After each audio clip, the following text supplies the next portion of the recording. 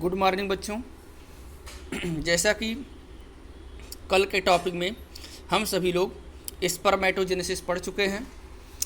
अब आज का टॉपिक है स्ट्रक्चर ऑफ स्पर्म, यानी जो शुक्राणु है, शुक्राणु की संरचना। जैसा कि आप सभी लोगों को इमेज में दिख रहा है, यहाँ पर एक स्पर्म का स्ट्रक्चर बना हुआ है, जिसमें आप सभी लोगों को प्लाज्मा मेम्ब्रेन, उसके बाद acrosome, nucleus containing chromosomal material, neck दिख रहा है, मिडिल पीस दिख रहा है, माइटोकॉन्ड्रिया दिख रहा है, उसके साथ साथ टेल दिख रहा है। ये जो स्ट्रक्चर है स्पर्म का है, यानी मनुष्य के शुक्राणु की संरचना है।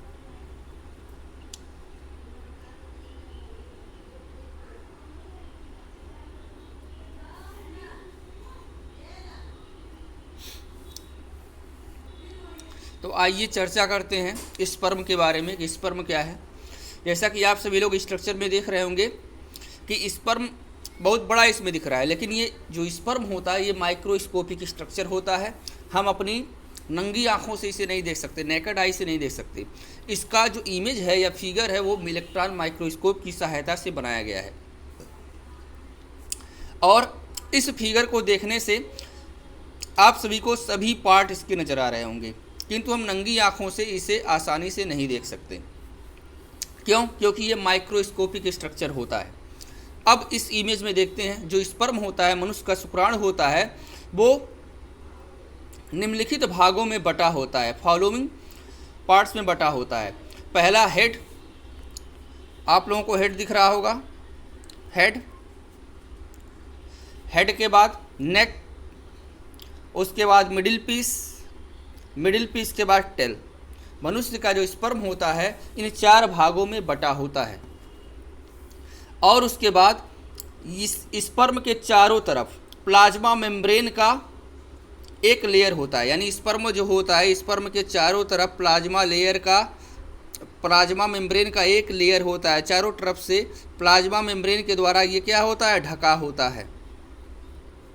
यहाँ ऊपर प्लाज्मा मेम्ब्रेन आप सभी को दिख रहा है, यानी जो स्पर्म होता है, स्पर्म का पूरा बॉडी प्लाज्मा मेम्ब्रेन से ढका होता है।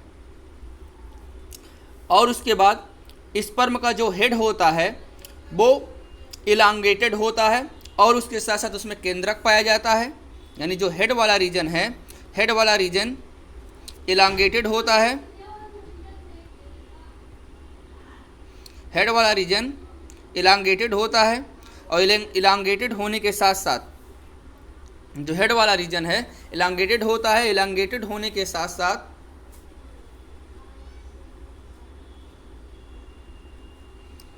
सभी लोगों को हेड दिख रहा है। जो हेड वाला रीजन होता है वो इलांगेटेड होता है, लंबवत होता है, और उसमें क्या होता है, केंद्रक पाया जाता है। और जो केंद्रक होगा वो हैप्लॉयड होगा, नंबर ऑफ क्रोमोसोम उनमें n होंगे, क्योंकि पहले ही बताया जा चुका है अर्धसूत्री विभाजन की प्रक्रिया होती है जर्म सेल में, और इसके द्वारा स्पर्म का निर्माण होता है। और जो स्पर्म होते हैं उसमें नंबर ऑफ क्रोमोसोम क्या होता है, आधा होता है।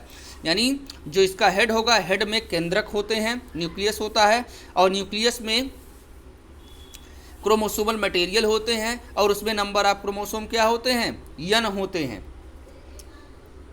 और उसके बाद जो एंटीरियर पोर्शन होता है हेड का, वो कवर्ड होता है कप लाइक स्ट्रक्चर से। यहाँ पर दिख रहा है कप लाइक स्ट्रक्चर, कुछ कप लाइक स्ट्रक्चर, जिसे नाम दिया गया है एक्रोसोम, जिसे क्या कहते हैं, एक्रोसोम। और जो एक्रोसोम होता है वो एंजाइम्स के द्वारा, जो एक्रोसोम होता है वो एंजाइम्स के द्वारा फुलफिल्ड होता है, भरा होता है। इसमें एंजाइम्स पाए जाते हैं। क्यों?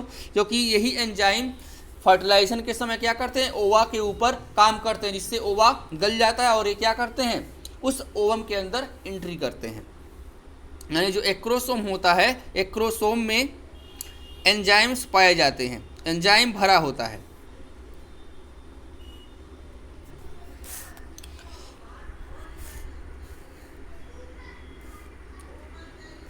और जो एंजाइम होता है वो हेल्प करते हैं क्या, ओवम में एंट्री के समय, यानी फर्टिलाइजेशन के समय हेल्प करते हैं।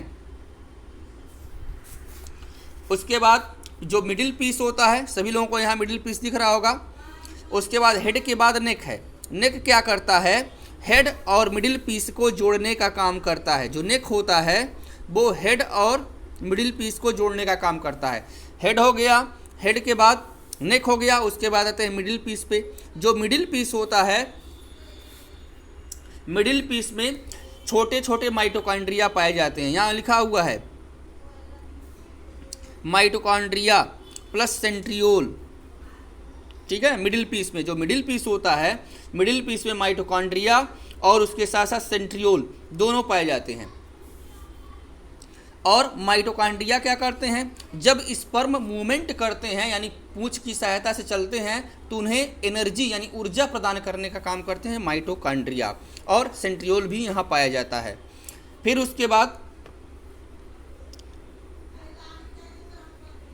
जो एनर्जी देता है कौन? माइटोकॉन्ड्रिया, इनके टेल को, ताकि ये आसानी से क्या करें? चल सके, मूवमेंट कर सके। फिर उसके बाद जो मनुष्य का इजेकुलेशन होता है यानी स्पर्म या जो मनुष्य का इजेकुलेशन होता है सीमन का, उस इजेकुलेशन में 200 से 300 यानी जो सीमन निकलता है, सीमन में 200 से 300 मिलियन स्पर्म होते हैं। यानी क्या कहते हैं, जब मैथुन की क्रिया होती है उस समय जब सीमेन निकलता है तो सीमेन में जो शुक्राणुओं की संख्या होती है, या ये कह सकते हैं स्पर्म्स की संख्या होती है, वो 200 to 300 मिलियन होती है। यानी 200 से 300 मिलियन स्पर्म ड्यूरिंग एक्वाइटिस निकलते हैं। यानी 20 से 30 करोड़ स्पर्म एक बार इजेकुलेशन में बाहर आते हैं, जिसमें से जो 60% स्पर्म होते हैं उनका शेप एंड साइज नॉर्मल होता है, और 40% जो होते हैं वो फास्ट मूवमेंट को दर्शाते हैं। और स्पर्म जो होता है, स्पर्म रिलीज कहाँ से होता है? सेमनीफेरस ट्यूब्यूल से। सेमनीफेरस ट्यूब्यूल से निकलने के बाद उसमें एक्सेसरी डक्ट्स के माध्यम से और ग्लैंड्स के माध्यम से, यानी एपिडाइडमिस, वास डिफरेंस और सेमिनल वेजाइकिल और प्रोस्टेट्स के द्वारा, वो प्रोस्टेट के द्वारा लिक्विड का सिक्रीशन होता है स्पर्म के ऊपर, जिसके कारण ये स्पर्म क्या होते हैं? पोषण भी प्राप्त करते हैं और मैच्योर भी हो जाते हैं। और उसके बाद जब ये लिक्विड सब्सटेंस और स्पर्म दोनों मिक्स हो जाते हैं तब इसे नाम दिया जाता है सीमेन। क्या नाम दिया जाता है? सीमन, या उसी को कहते हैं वीर्य। और the function of male sex accessory ducts and glands are maintain by the testicular hormone androgen. और ये जो डक्ट होते हैं और ग्लैंड्स होते हैं वे सभी टेस्टिकुलर हार्मोन यानी एंड्रोजन को सिक्रीट करके उसको मेंटेन करने का भी काम करते हैं। इस प्रकार जो है स्ट्रक्चर ऑफ स्पर्म समाप्त हुआ। अब नेक्स्ट टॉपिक पे oogenesis पढ़ाएंगे। तब तक के लिए मस्त रहिए, खुश रहिए, धन्यवाद।